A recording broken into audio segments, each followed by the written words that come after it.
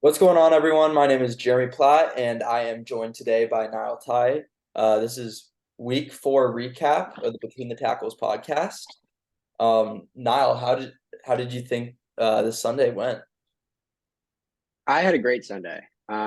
Maybe not for the Patriots, but in terms of my roommate and I got some bagels, hung out, watching football. If anyone listened to the pod last week, I went 13-3 in guessing the games. So good week for me. But it was a great Sunday. I thought the games were okay. Not a lot of close games, to be completely honest. There were a few good ones.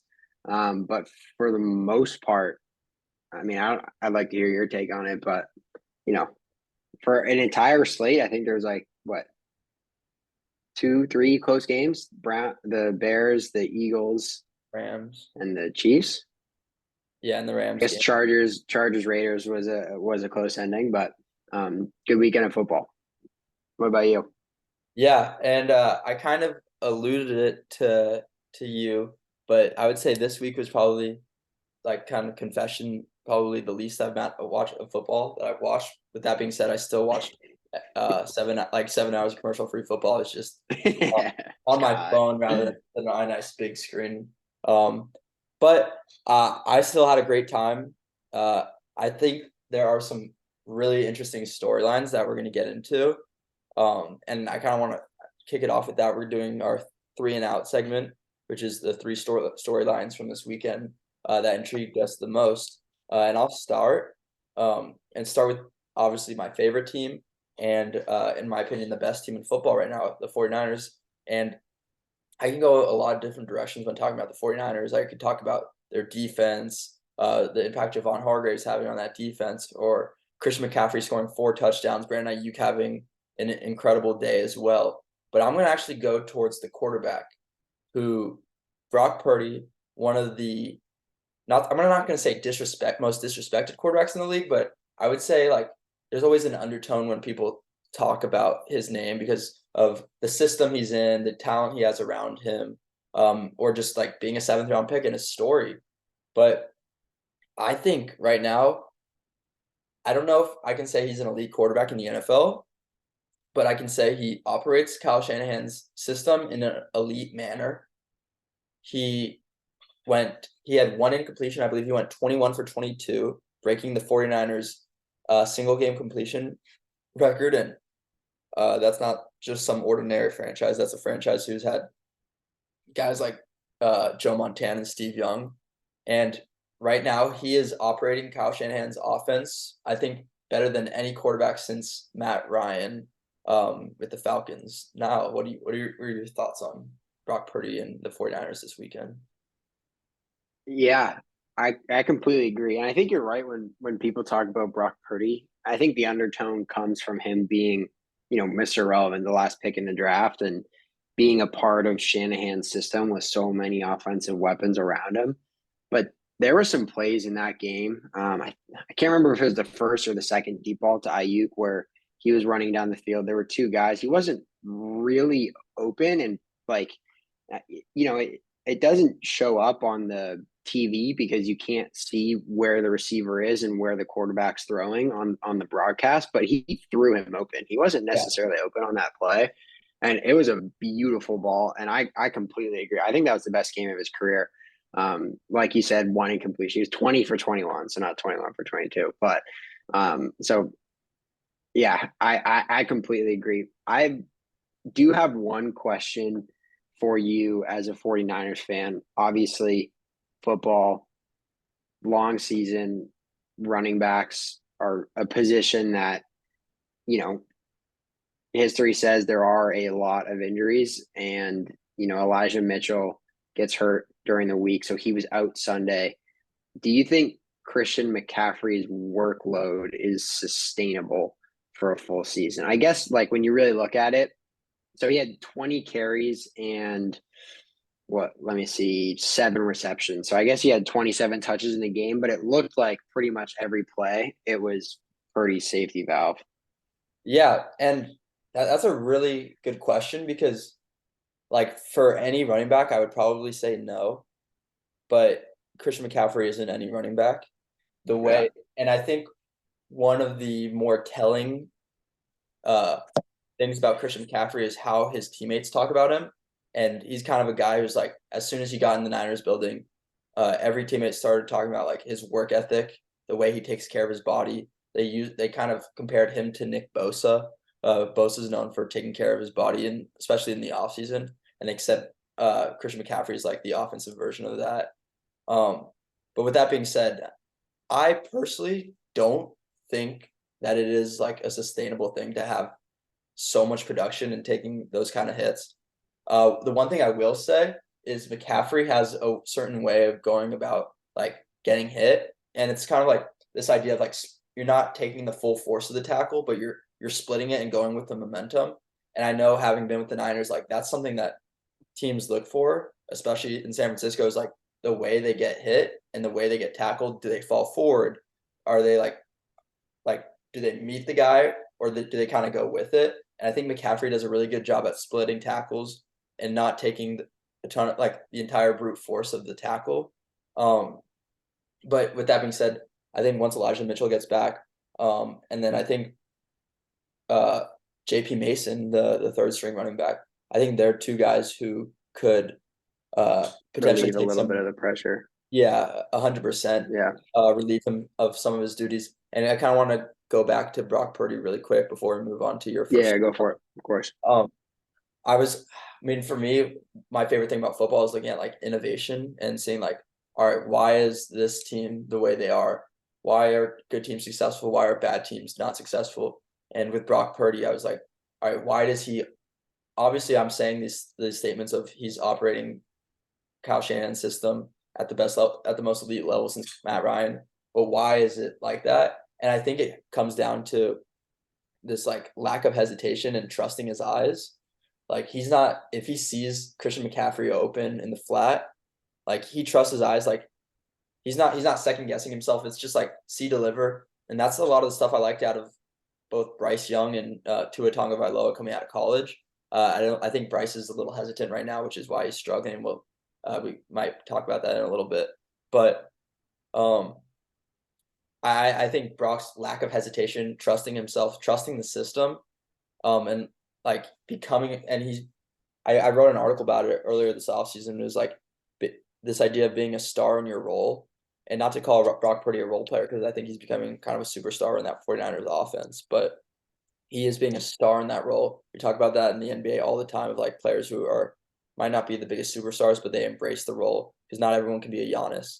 And I think Brock Purdy is an absolute star in his role. Yeah, I think being a star in your role leads to bigger things in your career. If you can like perfect your craft, and you talked about like the NBA specifically, and there's a ton of guys that are like, whether it's like 3-and-D or shooting or whatever that is, if they like master that one thing, then it allows them to get more time to feel more comfortable and then evolve in their game. And I think it's the same thing in football. Like, I'm not by any means comparing Purdy to Tom Brady, but like I think that's something that Tom Brady did early on in his career. Like they had similar paths to the NFL, both late round draft picks, getting put in a pretty good spot because of it. Obviously, they weren't the highest pick in the draft, so they didn't go to the worst team in the league.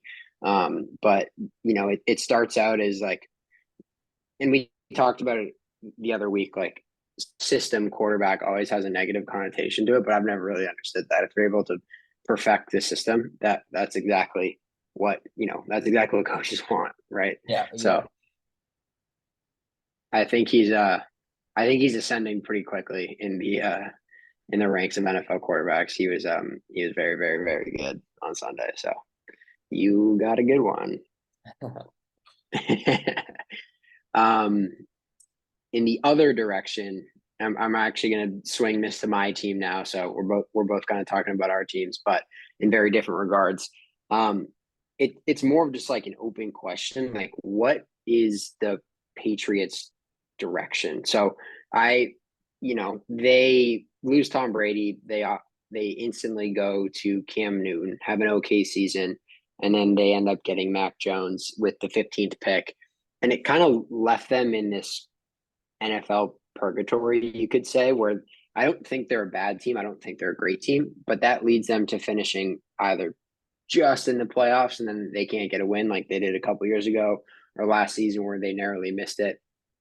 And then I think you're seeing it this season. Like they're 1-3. They have had a tough schedule, but you know, Matt Judon is now out indefinitely with a torn bicep. Christian Gonzalez, who looked like an incredible young cornerback, is out indefinitely as well with a torn labrum. They have some other injuries on the defense. And then on the other side of the ball, Mac Jones, a guy who I think had a lot of questions going into a sophomore year and then probably even more coming into this year. Had a really, really tough game against the Cowboys, and there's no other way to put it. Like just certain pictures of and throws that Mac made on Sunday were really head scratch. He had two throws where he rolled out to his right and then threw completely across the field, which is like the biggest no as a quarterback. And the first time it worked, and then the second time it was a pick six. And then he has all these throws where he's like on his back foot and he tries this like fadeaway, very soft pass, and it just doesn't seem like it's working. And I can't tell whether it's because of all the pressure he's gotten throughout the season or the lack of weapons. But Hunter Henry's our leading receiver, and then Kendrick Bourne's second. Like, I just don't know where this team is going. And as much as I love Bill Belichick, the coaching hasn't been great, and they've even addressed that in recent press conferences. Like, if you are the GM of the Patriots, what is your goal going forward? Yeah, that's a good question. And when I'm just like looking at how this team is built, obviously, I wouldn't say they were left in shambles after Tom Brady left, but I mean they were left Right. in a position where they haven't a position that they haven't had to face in the past 20 plus years. And they chose to almost you see two teams build in different directions. You can either be like a team like the 49ers or like the Dolphins, or not, I'm not gonna use the Dolphins, a team like the 49ers who built their team and then got their quarterback, and then or you see a team maybe like, let's say the Chargers who got their quarterback and then built around their team. And I think the different dynamic is if you're gonna pick your quarterback, he has to have that Justin Herbert, uber talented, Trevor Lawrence, like, it factor to him. And I personally don't think Mac Jones I think Mac Jones, where he excels is with his head and his decision making in his brain, and it doesn't seem like he's been using that to his advantage, as you were talking about, throwing across his body, throwing those pick sixes. Um, so what if I were the Patriots, I mean, you look at Mac Jones, where does he stand within the quarterback hierarchy? I think it's fair to put him in that range of like upside of being a guy like Tua or a guy like Brock Purdy. And then, but what do those two guys have right now? It's they have elite weapons around them, And and an offensive minded coach. yeah, 100%. And so they have a guy where they can, a guy like Christian McCaffrey, where all right, plays dead. Let me just let me find my guy who I know I can go to. Tua even has that, like we always joke about the F it Tyreek is down there somewhere, but like I mean that's a real thing. Like Yeah, it works. Mac Jones doesn't have that, and I'm not saying that Bill Belichick made a wrong decision in how he chose to build this team because obviously one, he's the greatest coach of all time, and two, Christian Gonzalez is looking like a stud. But I mean, they had an opportunity to take a guy like Zay Flowers or a difference maker like Jackson Smith and Jigba, and they took Gonzalez, who I think was I thought it was a great pick. But I mean, Yeah, I'm not saying I'm not saying I don't like that pick or anything like that, but it's I think there's going to be some serious decisions later on in this season about yeah, the direction of the team, and I think Bill's a guy, and this is a storyline that like I don't think really gets talked about enough, but like Bill's probably like 3 seasons away from breaking the all-time wins record, and I think that's something that he really really wants. Um, it's crazy to even think about, but I wonder if he would even like move team or the team. Like it's almost like a mutual agreement to move on. And like, obviously, I don't want that. I love Bill Belichick. He's the only Patriots coach I've ever known in my entire lifetime, yeah, which you can't say for pretty much any other franchise. But like, I don't know. It's just confusing, and they lost two of their best defensive players. It's going to be an interesting rest of the season for the Patriots. Is my final point on that take, and you can take it to your next three now, unless you have anything else to say. No, no, I agree with what you just said. And we go from one, like we're talking about the Patriots rookie corner Christian Gonzalez to another, looks like legit rookie corner Devin Witherspoon. Um, and this is I'm not even I don't think this is a hot take at all. It might be an overreaction, but I think Devin Witherspoon is going to be like the next great corner in the NFL. And it's interesting because it used to be like one of the harder positions where you don't really see premier guys year in year out, but now we've had between Gonzalez and Witherspoon this year, and Sauce and Tariq Woolen, who's Tariq also on the Woolen, Seahawks. yeah, last year, and then Surtain like a few years before. Like The year before that, yeah. I think Witherspoon's in that next like. I mean, I think Witherspoon and Gonzalez are like the next two guys who were talking about, just like Sauce and Tariq Woolen last year. Witherspoon, I believe he had 2 sacks, 4 quarterback pressures, 7 tackles, and a pick six, 97 yards. Um, Yep. and one thing I talked about, and one thing I think not just me, but everyone loved coming out of college with Devin Witherspoon was just like this intensity and energy that he brought to Illinois, which is like not a school necessarily known for football. Um, and it's like, all right, now he's playing in the NFL for a premier franchise with the Seattle Seahawks, and he is doing exactly what like he was doing in college, and it's just like being that alpha, bringing the energy, and kind of taking over a game. Like, and we don't really see that from corners in the NFL, but I mean, two sacks and an interception from a corner, a rookie corner, is like extremely impressive. So my take is Devin Witherspoon's that guy. Yeah, I mean it's hard to disagree with that after the game we watched last night. He's also got like a very cool swag to him. It's not like he's like super cocky or overconfident, Yeah, but he plays like hard and fierce. Like, you mentioned all of his stats, but he also had like 2 tackle for losses. Seems like he really like is a talented and likes to hit people, and he's a smaller cornerback, which is a little bit, rare in today's yeah, NFL, but yeah, I like everything about him. He also, I think, had the fastest speed on the field last night during the pick six. I think he reached like 20.2 miles per hour. So he's incredibly fast as well. There was a clip of him after the game signing a 12 flag, and he signed it and then signed off as D-Roy, which was pretty funny. So I think he made a statement last night in yeah, all regards of the game. But yeah, I mean, very rarely do you see a cornerback fully take over a game. So I completely agree. The Seahawks really know how to draft cornerbacks. Like Pete oh, Carroll, like still got it.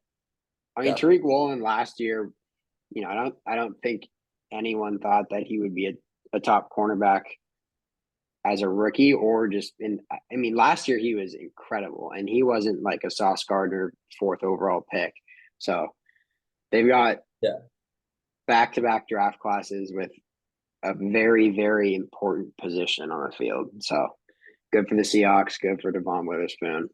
That was an awesome game last yeah, night. and sorry to go like a little bit off topic, but not really. I did this study this off season for the team that I work for, where I found correlation between arm length and success for a corner, because everyone always talks about how like you want longer arms, but what does that really mean, right? How long do you want your arms? Um and last year we saw Tariq Woolen, who had the longest arms and ran the fastest 40, become a superstar.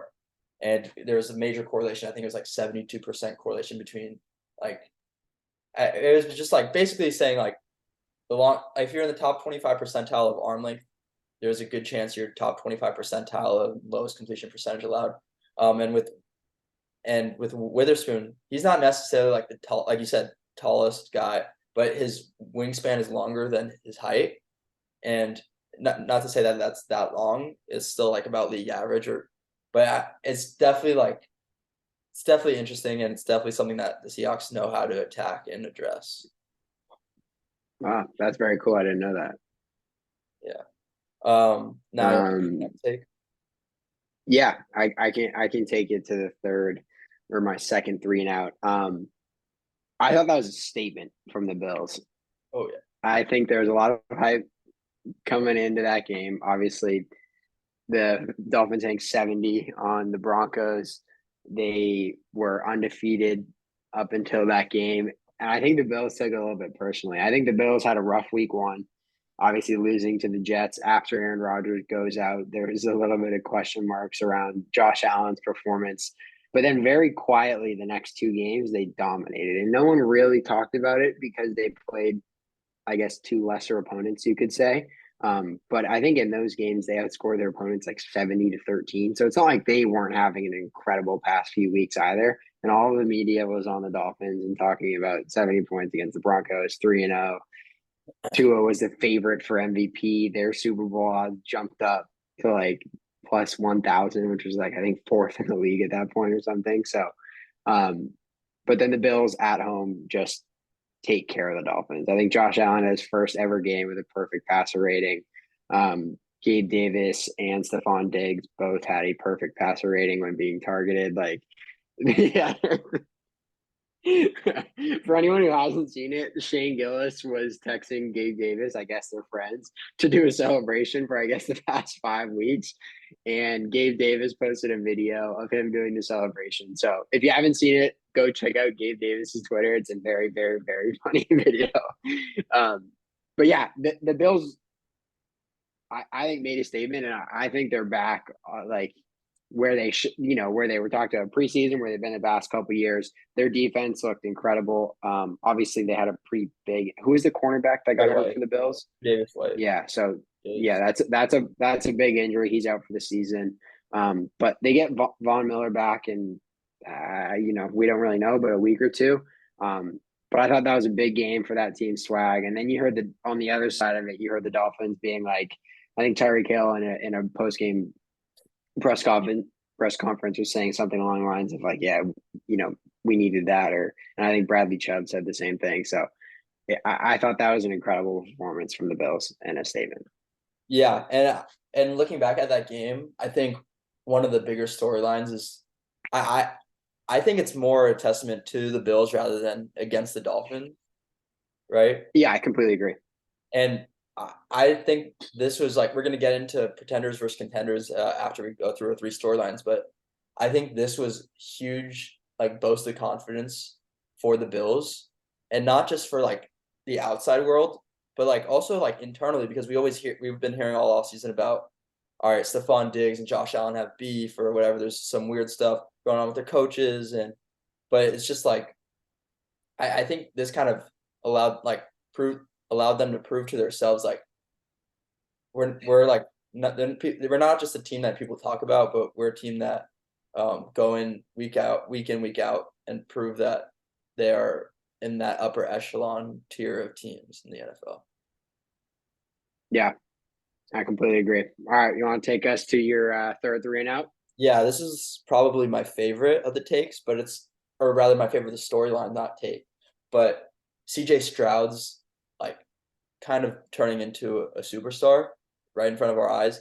And as someone who I'm not gonna say I didn't love him coming out of college, but I'm just gonna say like I had him behind Bryce Young and Anthony Richardson coming out, which is a lot lower than the national. I feel like I'm kind of eating my words right now. So he is proven to me that not only does he have like incredible accuracy and have a huge arm, but he has the ability to anticipate um, and operate an offense where he doesn't have to throw the ball deep and he doesn't have Marvin Harrison Jr., Emeka, however you say his name, sorry, and you know, and Garrett Wilson, and so like he is anticipating, he's playing within the offense.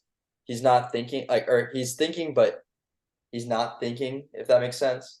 Like he is he is in command of the Texans offense, and I think it's a testament to Bobby Slowick, their offense coordinator, 49ers pass game coordinator, and D'Amico Ryans.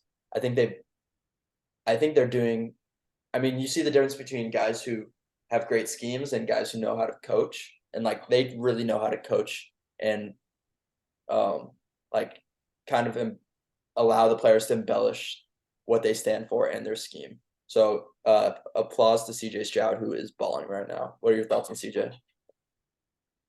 Yeah, I mean, we talked about it a little bit. I know you weren't able to hop on the uh, preview pod last week, but Justin, John, and I, went over that essentially a similar vein, just kind of praising CJ Stroud. And, I was pretty high on the Texans going into that week.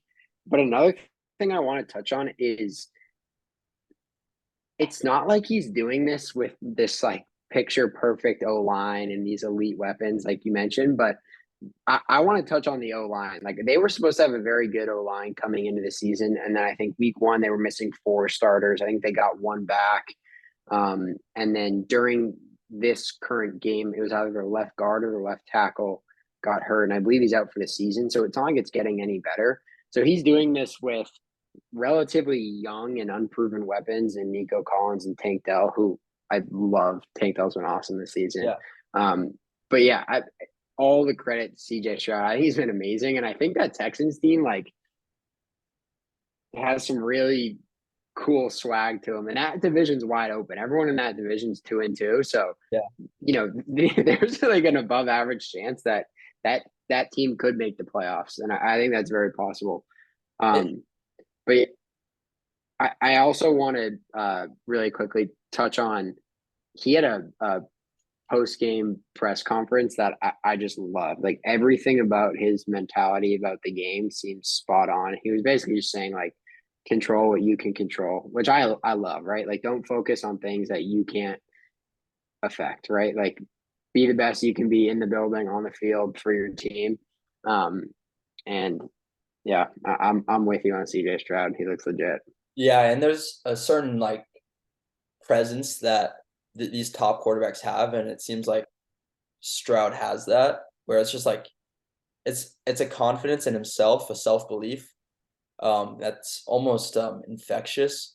I mean, we were talking about like this is what he was talking about, like this is what Houston Texans fans deserve, like you deserve to win, and just like kind of it's right. That's what it was. Yeah, it's in my opinion, it's just like really cool to see, especially a guy so young, and he's kind of like he's already taken on a leadership role as a rookie. He's having these dinners with his teammates every night. Like I know that's all stuff that's like being written about in the media, but like he's just like he has that presence that I personally would love out of a starting quarterback for my franchise.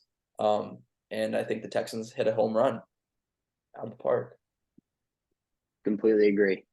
Okay, my third 3 and out was, and this can be kind of a quick one. I just wanted to give him some love. But I think Baker has a swag back. We haven't really seen the energy that Baker's been given this season since I think that one year with the Browns where they made the playoffs. But that not a lot of people had super high expectations for the Bucks coming in, but they've been fun to watch. They dismantled the Saints last week. Baker was like 25 for 32 with 250 yards, 3 touchdowns. He seems to have like real command of the offense. There's been some hilarious hot mic clips of him just talking to the wide receivers. He's like, "Oh, I saw him rotating." He was like, I think he said to Chris Godwin, he's like, "I got hard when I saw the linebacker rotating, blah blah blah." I'm like, hey, Chris Godwin like a 25-yard game. Like they're having fun, Baker's having fun, and I'm happy for him. That's my third storyline. Yeah, it almost reminds me a little bit of like the modern day Ryan Fitzpatrick, where he's just like a gamer. His teammates love him.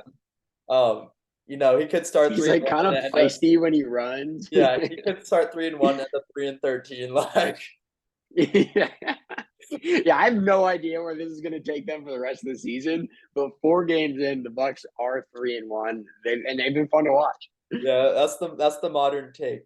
Baker Mayfield is the new age Ryan Fitzpatrick. I'm going to give Ryan Fitzpatrick some credit, though. Ryan Fitzpatrick was awesome. Yeah. When he was on, he was on. Oh, yeah. Hopefully, we don't see the Fitz tragic version of Baker. which, to be honest, we have seen in the past. But I'm riding the hype train for as long as it's going to last. Um, All right. Um, for our next segment, and Jeremy, you can kick us off, but it's going to be a quick 4 weeks in contenders versus pretenders. So we've got a list of about 11 teams here. It'll be relatively quick for each one. We're going to go over it, whether a contender or pretender, and why we think so. So, Jeremy, if you want to kick us off. yeah. First team, in my opinion, best team in football right now. Extremely biased, but also unbiased. I think the 49ers are without a doubt, like probably the favorites right now. Contender. Yeah. I don't even think we need to spend too much time on this. I think the 49ers, if they're not the number one contender, they're top three. So I think that team is about as complete as you can have for an NFL roster. So don't need to spend too much more time on them. Yeah. Um, next team, we've got the Chiefs. Jeremy, contender or pretender? It's a good question. I'm gonna go. I'm gonna go contender because of my belief not only in Patrick Mahomes but in the Chiefs as a franchise and Andy Reid, Brett Veach, Chris Jones, Steve Spagnuolo, their defense coordinator. I just think it's a. I mean, we're still in the NFL where any team can beat any team any given week. Chiefs got a narrow victory against the Jets on Sunday Night Football. Probably like going the week should have been a blowout. I think I want to say what Chiefs were 9-point favorites, ended up winning Yeah, by 3 at the end. they would have covered if Mahomes ran the ball in the end zone. Yeah, but uh, I'm gonna go contenders because of my belief in both Mahomes and the Chiefs organization. Yeah, I mean, this one's pretty simple for me. I think everyone's question marks comes with the offensive weapons behind Kelsey, right? Like if Kelsey's Oh, hurt, I think that offense is in a little bit of trouble. But I'm with you on this one. I think they've got one of the best coaches in the league. I think that they've got the best quarterback in the league, and their defense has been pleasantly surprising this season. Trent McDuffie, cornerback on the Chiefs, has been incredible. Trent, and then obviously getting Chris Jones back helps a lot. So um, until I'm proven otherwise, I will think that the Chiefs are kind of a perennial contender. You know what I mean? And like you said, any team can beat any team any week, but I think those wins are really solid. Even though they didn't they didn't play their best game. Zach Wilson played probably his best game, maybe of his career? Question mark. But like they were away. Zach Wilson had a good game, and they still find a way to get it done and move on to the next week going 3-1. So um, I'm with you on that one. Contender. Next team we're gonna go to is the Dallas Cowboys, who picked up obviously a huge win against your Patriots, but I am personally not the biggest believer. I'm gonna go pretender. Um, I really just want to see how they play this week to look ahead. They play 49ers Sunday Night Football, probably the best game of the year so far, like with the anticipation wise.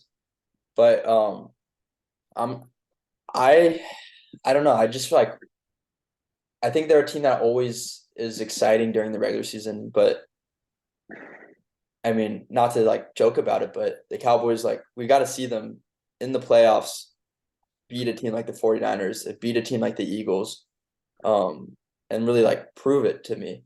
So I'm gonna go Sure. contenders just because I think this is all honestly like kind of the same arc. Even if they do beat the Niners, which I probably won't predict them to do, like it's just it's so hard for quarterbacks to beat the stigma of not being a guy who shines bright in the playoffs and the biggest moments and whatnot. And Dak's gonna have to do that. Yeah. Wait. So you say contender or pretender? I said pretender. Okay. I'm actually going to disagree on this one. I think this is the best roster the Cowboys have had in the past 4 or 5 years. I really like their defense. Obviously, it's easy to look at that Cardinals game and say, well, if they can't beat the Cardinals, and so what? But we just talked about how any team can beat any team any week, and I actually like the Cardinals this year. Side note, they've been fun to watch. Yeah. But I think with this defense, obviously losing Trevon Diggs really hurts, but Dak will have to prove it, and at some point, like you're gonna figure out who he is, and I think people already are shaping kind of an image in their head. And you're right, he is gonna have to break the stigma, but I think this team, because of their defense, is a legit contender this season. And we'll talk about some of the other teams later. But quick question for you: I don't know if you've seen the line, but if you had to guess, and if you've seen it, I haven't just seen it. move on. But I haven't seen okay, it. all right. So Cowboys are at the 49ers. What do you think the spread is for this game? I'm gonna say Niners are favored by 4.5. 3.5. So yeah, pretty close. But Niners are 3.5 point favorites against the Cowboys. So I'm that like finally we get a good like Sunday Yeah, night football game. I'm really excited for that yeah. one. You got it. Yeah, staying in the same division. We are going to one of the two remaining undefeated teams, the Philadelphia Eagles. I'm going to jump right out and say I think they're a contender. Super Bowl slump or is a real thing the next season. But what impresses me about the Eagles is I don't really think they've played their best football, and they're 4-0. Like, granted, they haven't played the best teams in the league, but a win's a win, right? And Yeah, finding a way to do it. And I think they've found different ways to win this season. Week 2, DeAndre Swift had like 170-ish rushing yards. So I like this team a lot. They've got some serious star power on the defensive line. Jalen Carter this year it has been amazing. And then I'm completely Jordan blanking. Who's the Davis. other Georgia D line? Jordan. Jordan Davis. Like Yeah, being able to rotate those guys in and out, keep them fresh all game. It's just like that's a scary front. And Jalen Hurts, that tush push play is still unstoppable. We yeah. can maybe talk about that a little bit later. Brotherly shove. Um, I think it's actually helping their case that every other team tries it and fails. It's like, we're just good at it, whatever. But I think the Eagles are contender. Yeah, I agree. And you're talking about it, they're finding ways to win, and it's just like I know I'm going to contradict myself by when I'm talking about other teams and like saying like, oh, these like the way they win, but like winning in the NFL is hard, and I think this week the way they won, where it wasn't as much like the offense is struggling because they still put up 34 points, but it was Yep. I think really the only parts that weren't like where they lacked continuity was at the coordinator position, and I think Brian Johnson, the Eagles offensive coordinator, like he's finding his self and finding trust in Jalen Hurts and finding trust in AJ Brown, and kind of just like allowing them to be superstars. And I think that's what he learned this week. And yeah, I thought it was like whether or not they played like the toughest opponent, it was a division game. They won in overtime, and it'll help later in the season when they are going down the wire, and they have guys who've been there, done that, like they did it all last season. But now it's Brian Johnson who's been there, done that. So yeah, I think contender for sure. And now we're gonna go to the Miami Dolphins, who coming into this week, I feel like no one would have any questions, but now having lost to the Buffalo Bills, do you think they are contenders or pretenders? This one's tough. You're exactly right. 3-0 going into the Bills, just up 70. No one's really questioning whether or not they're a contender. Um, I think the Dolphins still have a couple of things to figure out. Personally, I think their defense is a real issue. They're a little bit soft on defense, and there's still something about, and we saw it a little bit against the Bills, but like when Tua faces pressure, I think this season he's been much, much, much better at creating throws and maybe moving to a second or third read.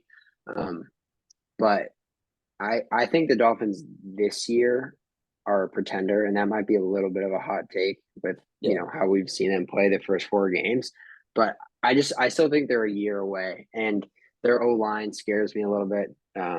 Armstead went out again this week. I'm not sure what the status is with him, but it's hard to say pretender and then look at Yeah, their offense. Like I think at some point, like they had 5 of the 10 fastest plays in the entire NFL. Like their offense five is of the five. electric. Yeah, Yeah, top five, right? So you know, it hurts a little bit to say pretender, but I think we saw a little bit against the Bills, and I think that the Chiefs could do the same thing against them. You know, and that's kind of where I stand. So yeah. I think you probably know which way I'm leaning because of you know Mike there's McDaniel. yeah there's certain guys that it's like I live and die by, and Mike McDaniel is one of those. I've been it's like I don't know when I get on to pause. I was gonna I was gonna say something else. Reset. Yeah, reset. When I discover a guy relatively early in his career, when I am when I discover a guy relatively early in his career and he becomes like the superstar, like that those are my favorite moments. It's the same thing with NFL draft prospects as it is with NFL coaches and future head coaches. And Mike McDaniel is a guy who I kind of have that blind faith, and I talked about it 2 weeks ago, but it's like and the reason why I have that blind faith is because of like everything he stands for. He's someone who innovates, and I talked about earlier in the podcast, like when you have an innovative person, those are the real special people. And I think he's a guy who, no matter what he's going through, unless it's like dire need where it's like Brock Purdy doesn't have an arm to throw, like I think I am confident he's going to be able to come in every week, week in, week out, and find a way to put his team in the best position to win. So I'm going to go contender. Moving on to the team that just beat them pretty badly, Buffalo Bills. We talked about it earlier. I'm gonna say contender. I was a little bit of a hater. I would have to say like going in like after that Jets game, but it seems like if we look at it big picture, they lost to a division opponent. They prepared all week and probably all off season for Aaron Rodgers, and then they got something different. I'm not gonna say better or worse, but it's like I mean that's still like regardless like that's a difficult task to do. And yeah, they lost week one, but I mean since then it seems like they haven't blinked, putting up 30 plus points like I think in the past 3 games. So yeah, I'm gonna go contender. Yeah, I completely agree with everything you just said, and I talked about the Bills in one of my 3 and out storylines. So contender, and we can move on to the next. Yeah, and then next team, Seattle Seahawks. Uh, I'm also gonna go contender, which is might be a take.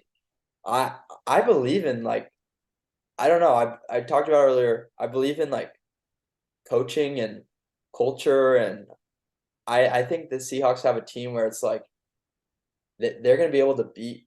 I mean, it's this is so early to be doing this segment, but like if they get hot in the season, like they're a team that can beat any team any week, and like going into the season, I think one of the big storylines with them is Jackson Smith and Jigba, and he hasn't had his breakout game yet. Like I think there's a I lot think of he only has like 40 yards receiving total, right? yeah. It's like I think just like you said, the Eagles haven't reached their peak. I think Seattle still has a long way to go. Um, but yeah, I'm gonna go contenders. I know that's kind of a take. Yeah, I'm gonna I'm gonna push back on that a little bit. I love the Seahawks. I think they're a fun team to root for week in and week out. But it's just hard for me to say contender with Geno Smith. Like candidly, he's been awesome the past couple seasons, but I think there's a certain ceiling with him and with that team. And I just don't know if it's the Super Bowl. I could see them winning a playoff game or two, but like when you really think about it, like are they gonna go in and beat however many of these teams, the 49ers, the Cowboys, the Eagles, the Lions, whoever else you want to include in the NFC.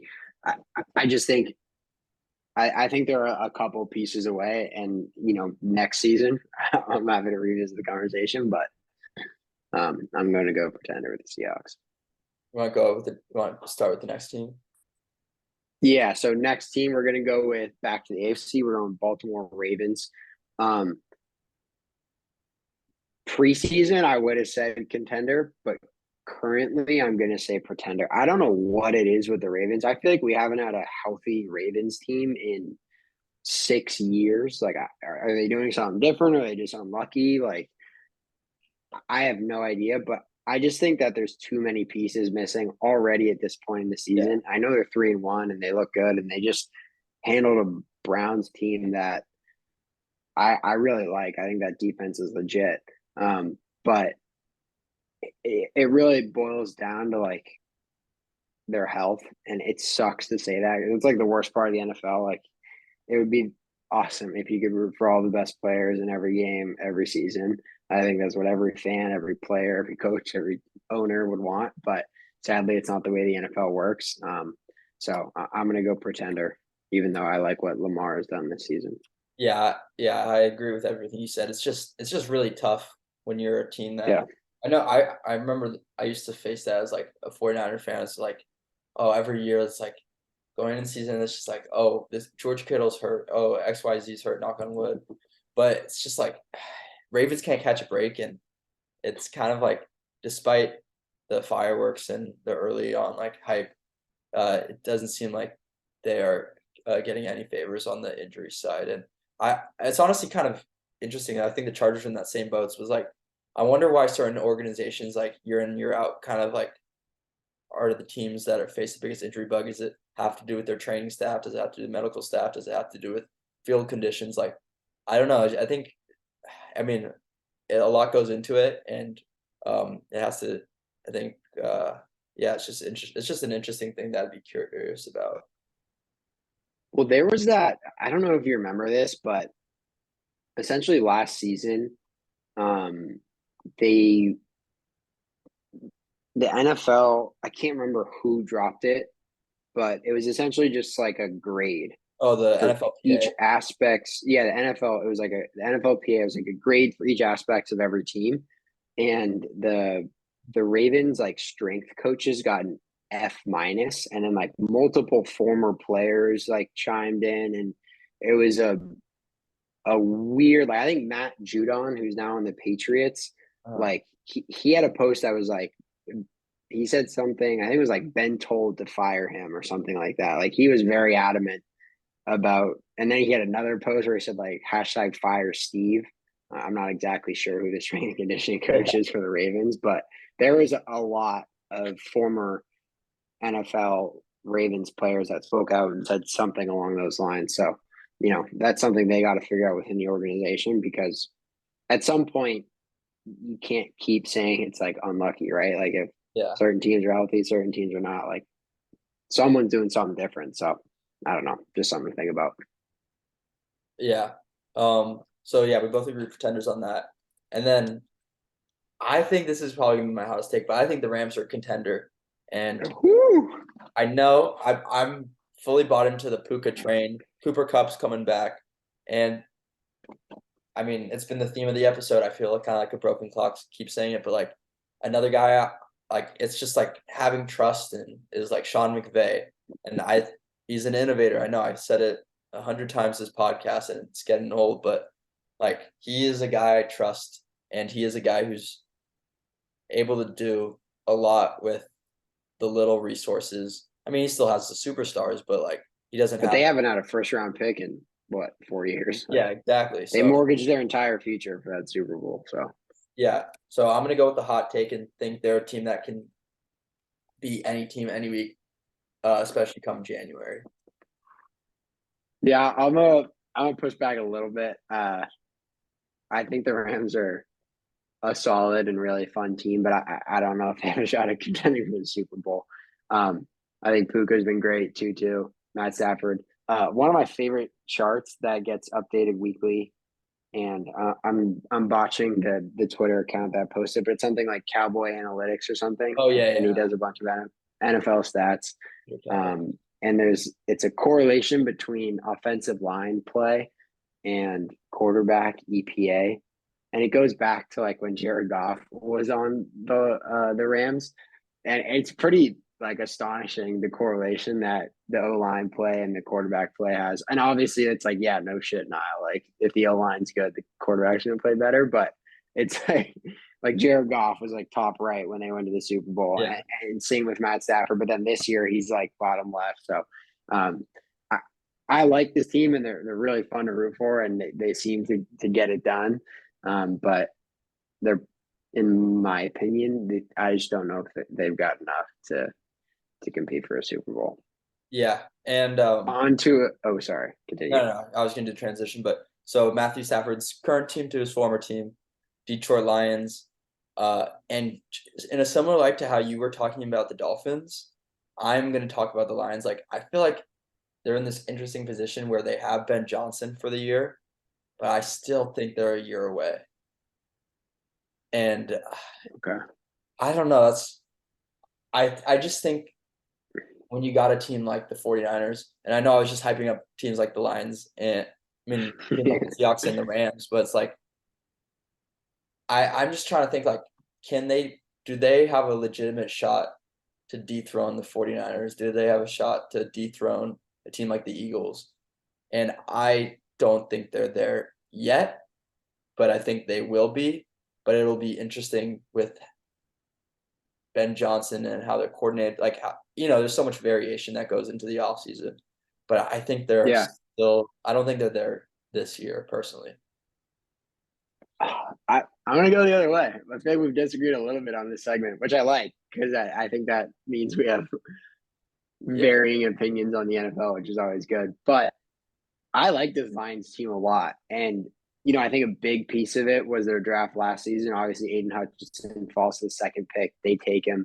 He's been a star. I think he's probably their best player on defense. But a lot of people critique their draft this year. Like Jahmyr Gibbs that high with a team that maybe had some holes. And yeah, I agree. Like I personally, I'm never going to be an NFL GM, but I'm not someone that will go the running back route in the first round, especially when you can go somewhere else. But Jahmyr Gibbs has looked great, and for all the fantasy people like whining that he doesn't play, like they're winning. Like that's the goal in the NFL. It isn't to get certain guys fantasy points. I think he'll get incorporated in the offense as the season goes on. Yeah. But I'm blanking. Who's the Sam Laporta? He Oh, looked awesome. great. He's been not just one of the best rookie tight ends, but like even in like fantasy, I think he's like up there. Like I think he's a top 10 tight end in fantasy. He looks great. Bill Simmons talked about how he has a little like Gronk in him. Like when he catches the ball, he can catch the ball in weird places. He runs hard. And then their linebacker has been good as well. Remind me of his name. Jack Uh, Campbell. Sorry. yeah, I don't know why I keep blanking, but very good. Jack Campbell has been great. And then they get Jameson Williams back this week. His suspension got reduced, so they get another piece on offense. Like I like this team. Jared Goff has been really good. He had a stretch where he didn't throw any interceptions, and then that kind of flipped, and he's had a couple in the last few games. Yeah. But I like this Lions team. They're feisty. You talked about Ben Johnson. I think Ben Johnson stayed because he also believes his team's a contender. And I think that their picks in the draft kind of prove that. I think if they had any doubts about Jared Goff, they would have gone the quarterback route, but they stuck with him all offseason. There was never any real discussions of the Lions moving up to take one of the rookie quarterbacks. I think this is a fun, young, feisty team that has and Deion Branch. I completely forgot to talk And about him, yeah, but he's Brian Branch. Brian Branch. My apologies, but he's been incredible Uh, to start the season. Kind of a bigger cornerback that can kind of do it all in the field. So they're a young, fun team, but I think they've got a legit shot at contending for a Super Bowl. yeah. And part of that's their division, right? Like I don't like the rest of their division, so I think they pretty easily win that division, and that always helps moving into the playoffs. Like a team like the Dolphins, right? They've got to go up against the Bills, so they'll be if they don't win the division, they'll be the fifth seed. But I think the Lions have a good shot. They've got easy opponents in the division to finish, top three, top four seed in the NFC. So Yeah. And now, final team, the Tampa Bay Buccaneers. I'm going contender, baby. They're beating the Niners. They're beating the Chiefs. They're no. I think that's one of those like I touched on it earlier, but like every year Ryan Fitzpatrick would start the season like 3-1, 2-1. Oh, they got a shot this 400 year. yards, It's 4 happened yeah, touchdowns. exactly. Um, Comes out wearing the chain. and it's fun. Like, and that's awesome. That's what football is all about. But realistically, like, come January, I don't think that's gonna. It's a long season, and there's a lot of ups and a lot of downs within an NFL season. And I think they're on their up. I honestly think they're probably playing. They might be peaking a little too soon, but I'm gonna go with Pretender. Yeah, I'm with you on that one. I don't think it's Yeah. too hot of a take to say. I mean, we touched about Baker and he's been great, but I think they've got a little ways to go before they are considered a contender. But fun team nonetheless, and that's really all you can ask for. Yeah. Final thing in this podcast. Want to talk a little. We don't have to spend too much time on it, but Thursday night football. Bears versus Commanders. I'm looking to see what the line is right now, It's but Washington -5.5. Washington at home -5.5. yeah. Do you have a?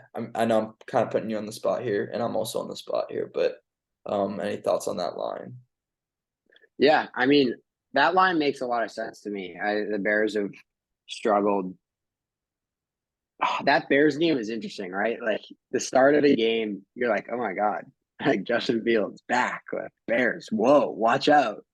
And then they just fell off a cliff. Yeah, so and it's tough to fall off a cliff like at home to the Broncos. Like if they Yeah. were playing like let's say the Lions, it'd be like okay, well, Lions are a solid team, but Broncos another team that's struggled mightily this season.